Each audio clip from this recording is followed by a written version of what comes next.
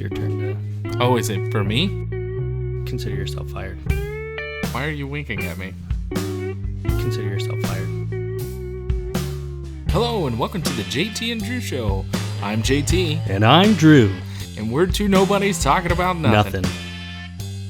Consider yourself fired. Hey, man, Hey. I have got some breaking news.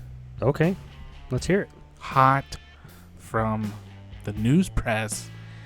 You should be really concerned. Okay. Okay. Two things. Two subjects we're going to talk about. First one are the increases of solar flares that are happening right now Oh. with the sun. Okay. Solar Yeah. flares and sun. Topic 1. Yeah.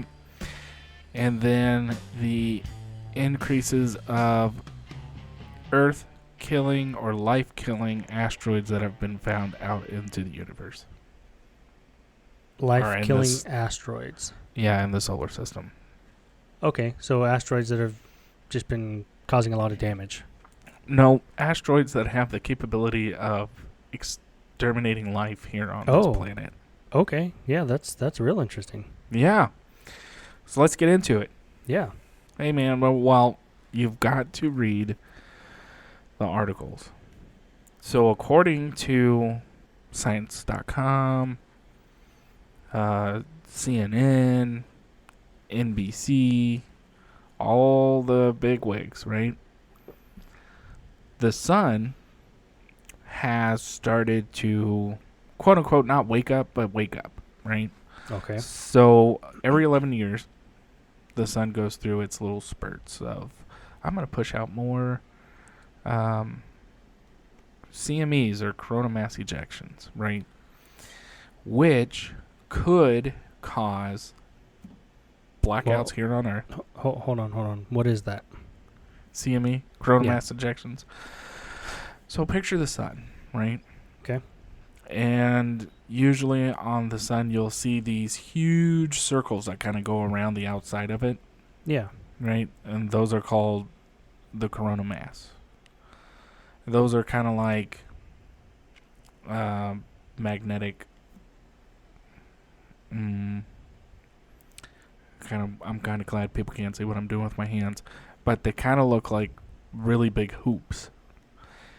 And Okay. they're usually about the size of Saturn, maybe one of the wow. smaller gas giants that are out there, Neptune.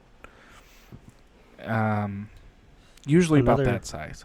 Another gas giant is Uranus. Usually about the size of that, right? Okay. That's pretty big. So they will sit there and they just kind of bring in the magnetic fields that come from the sun, not deep in the sun, but kind of like within its layers that it's got. Well, if they touch one another, they'll throw out a CME or a coronal mass ejection, right? Or they will get so electrified that they'll just shoot off by themselves. Oh, wow. So, okay. All right. I'm picturing this. I got it. All right. A lot of times they just shoot off into space and they don't hit anything, or they don't hit anything that's, like they'll hit Jupiter, or they'll hit like Mars, or another planet that's not us, right? What is it shooting off? It's shooting off an electromagnetic field. Okay. So, a lot of protons. Okay. So it is it no, not protons. Is it protons? Electrons? Electrons. I think electrons, yeah. I get my Electrons. protons from like beans and stuff. Yeah. No, that's proteins. Yeah. That's what Yeah. I said. So the sun is waking up. We went through an 11-year cycle where it was calm and quiet and stuff like that. Well, now we're going into another 11 years of it getting a little bit more active. Well, there's been some scientists who were saying, oh, this is going to be another kind of calm year. It'll kind of push out maybe a couple of CMEs, and it will not really affect the Earth. Most of it's going to be kind of pushed out away from the Earth. But there's been another group of scientists that said this is going to be the worst years that we will ever have on record. So the other quick scientists... question. Yeah. Quick question. Where are we at in this 11-year cycle? So we are...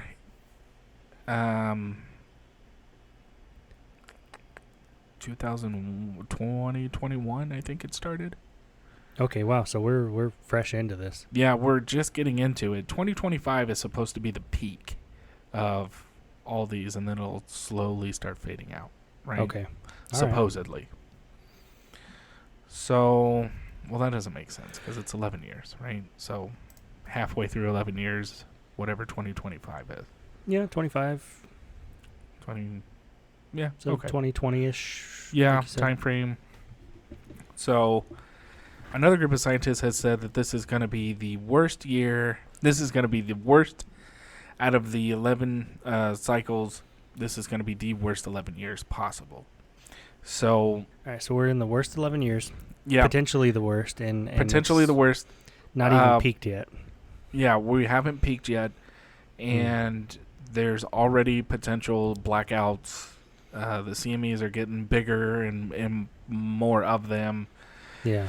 So the worst time that we can imagine is back in the 1880s, I believe it was, where phonographs were just coming popular. They were doing worldwide stuff with them at this point, right? Yeah. There was one that hit the earth. It was so powerful that all of the lines that were active with the phonographs and all that, everyone got shocked. There was so much electroactivity in the atmosphere that you could send a message without even being hooked up to the wires. Oh, wow. And lightning or flashes of lights could be seen coming off the telephone poles. Now, that was back then. Today, we are so caught up in technology. Yep. Our satellites are outside of our atmosphere. Some of them circle the Earth really super fast, right? Some of them, like our GPS, they're so far out that they keep track with the Earth, so they can pinpoint your directions and positions and stuff like that. Yeah. So what they're worried about is all of these coronal mass ejections pushing out electromagnetic pulses, right? Are going to take out what current satellites we have, Mm-hmm. and it's going to disrupt communications, and it's going to have power outages for not just weeks but months, and it could be years, because it would be a multi-million-dollar disaster, Well, worse than any hurricane that we have. that sounds like it has the potential to like wipe the whole grid. Exactly. Now, I sent you something, it has been a couple days ago, where it shows where a blackout or whatnot could be potential before the peak. And if you remember seeing that map, it was the West Coast, and it kind of arced up into the Central Plains, and then it went all the way back down the East Coast from Maine all the way to Florida. Now, New Mexico and Texas, parts of Oklahoma and whatnot weren't affected. But if the rest of the country is out, Texas has its own grid system, right? We can't push electricity to other people. We can't bring in electricity to us. That's kind of our pros and cons with the whole Texas electric grid thing. But Oklahoma and New Mexico cannot support the rest of America. So I'm saying it's breaking news because people need to start planning. Whether that's solar panels if that's the direction you want to go. If you want to get a gas generator, obviously gas right now is not feasible because it's so expensive. Right. Maybe a propane generator, something, natural gas generator, something. But you've got to prepare. Well, I was speaking to a Navy veteran this past weekend, Okay.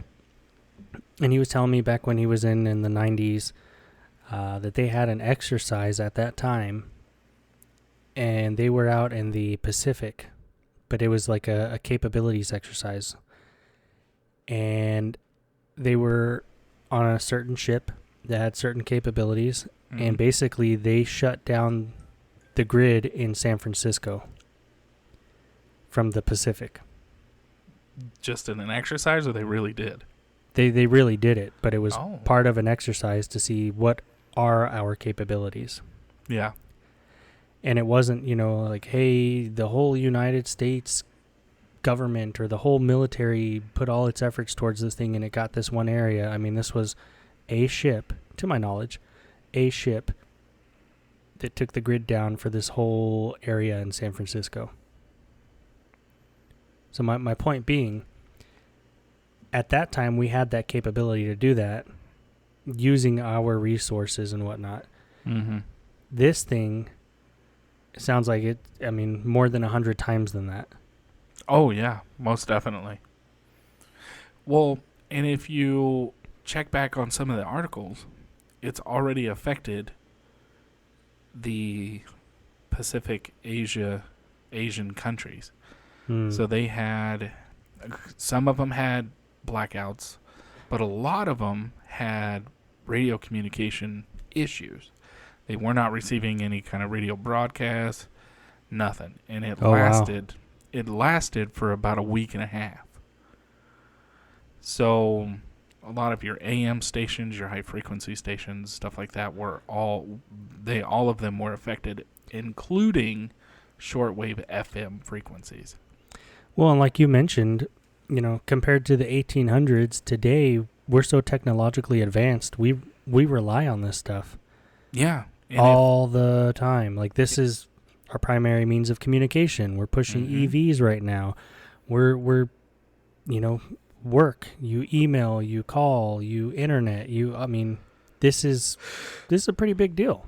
Yeah, and it has the potential of pushing us back into, a lot of people say, back into the Stone Age. But, we still have our infrastructure, so we can still get stuff back online to a certain degree. But those certain degrees rely on backup generators. And Right. if the sun pushes a CME so big and it pushes through our atmosphere, could cause an EMP or electromagnetic pulse that takes everything electric down. You've got nothing left. So let me ask you this. How do we combat this, or can we? Is it just a hope you're prepared kind of situation, or is it something that, hey, these are some active steps that we can take as a whole? Yeah, so line of communications is important, right? So you need to be able to have your communications up. If you take a little bitty radio that you get at Walmart, or maybe something that your kids have got or whatever, they said if you could wrap it in heavy-duty aluminum foil 3 times, it has no effect on that particular product or that particular item, right? So they said aluminum foil, as long as it's lined 3 times, you can save whatever electronic you have. Now, does that mean that you take up a backup phone and wrap that in aluminum foil and just wait for something to happen? I'm not saying that this is going to happen. It's just a potential.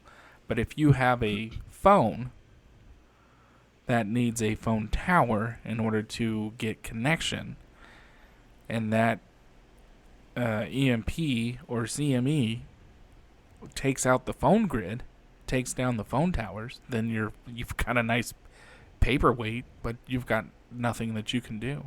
Right. You can try to prepare, like we were talking earlier, you can take Google Maps or Google Earth, and you can download certain maps in your area and just kind of store it on that device. So if something goes down and you need to know how to get to from point A to point B, you've got that map. Right. Or you could old school it and just go get a paper one. Get you an old map scope. Yep. Just have them ready. All right. So we've got to look forward to a potential EMP grid going down situation. Potentially. Mm-hmm. Potentially. And the other one is a monster asteroid.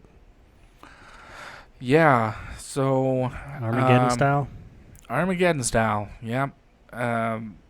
There's been a couple of private companies who launched a satellite to try and find Earth-shattering asteroids, life-ending asteroids. And to date, they have found 21 that circle our solar system. Yes. In fact, we're in July now, so this month you should be able to see an asteroid that is twice the size of Everest, Mount Everest, flying past Earth. That is crazy. Yeah, and the way they say is that you should be able to just take a pair of binoculars and look at it. It's going to be that close. When is this supposed to happen? This month in July. In July, okay. Yeah, so... Yeah, I'm going to have to do some more research on that because that's crazy. That'd be awesome to see. It would be pretty cool to see, but they're also saying that this particular asteroid it has the potential to hit Earth in the next 100 years. Okay. So it may I not won't be be a right now thing, but just knowing that that's there is pretty crazy.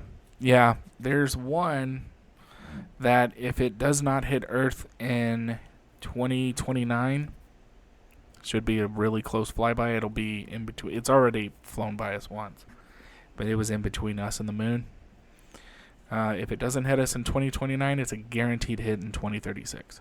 Really? And this is another gargantuous one? This one, it'll take out the East Coast. Dang. If it hits land, it will. So to kind of give you a size comparison, Long Island will no longer exist. It will go into Pennsylvania a little bit as far as the crater. That's millions of people right there. Yeah. So if we all start running in the same direction right now, we could affect the Earth's orbit so that this thing could land in the ocean. Well, not really, but theory has it that if every kid in China at the exact same time, and I learned this from a movie, I don't know how accurate this is, but if every 10 kid kids, in China, but okay. If every kid in China at the exact same time jumps, then they could push the Earth off its orbit just a little bit, not like terrible. Interesting. Yeah. So if they do it at night, we're getting closer to the sun. If they do it during the day, we'll get further away. Well, I hope you have your jackets ready, or I hope you're ready to burn. Well, we're burning right now. So. That's the truth. Good night. Yeah. So. Well, those are two, breaking news. I don't know how else to describe it. That's very interesting information, my friend. Yeah, very well.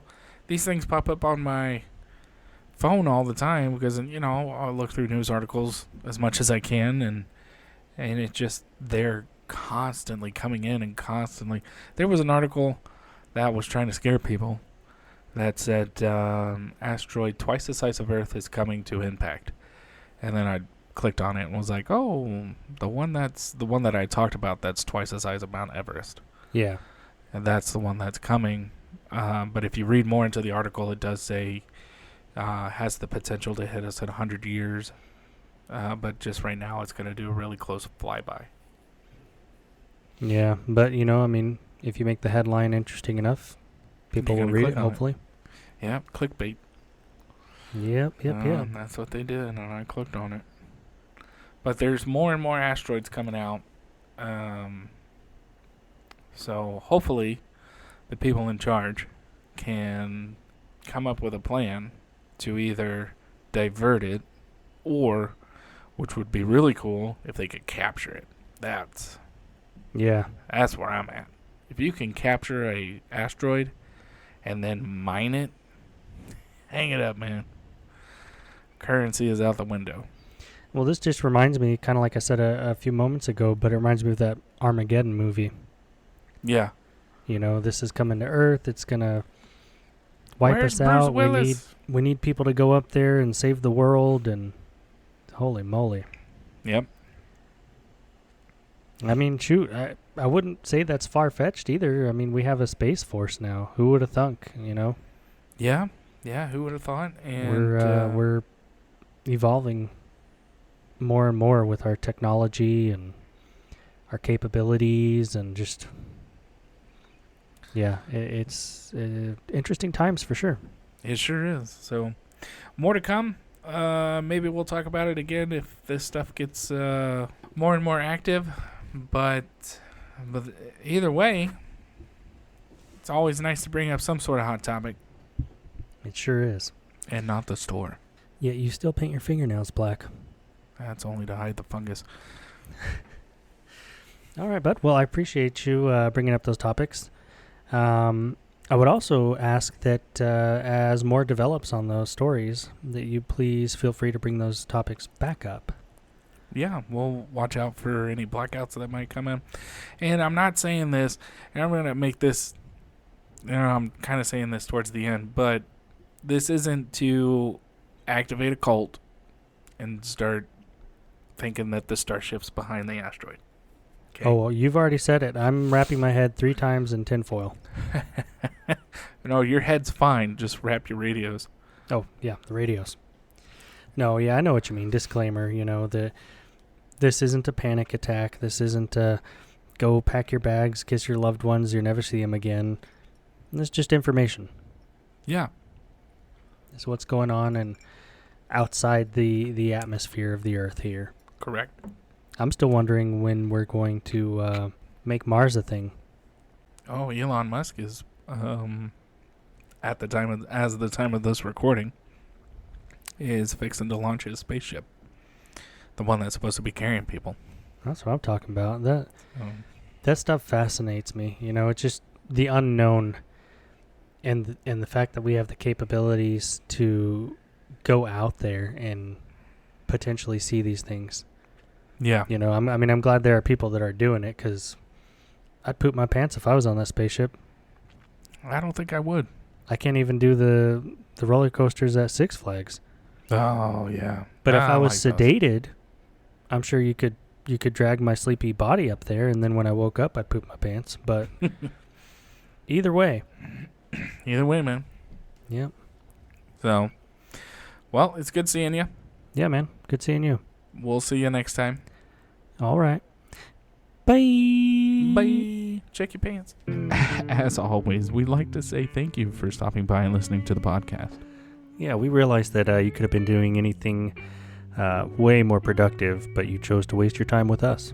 We look forward to talking about absolutely nothing with you next time. If you have any questions or topics you'd like us to cover, please email us at jtandrewshow@gmail.com or visit our Facebook page at www.facebook.com/JTDrewShow.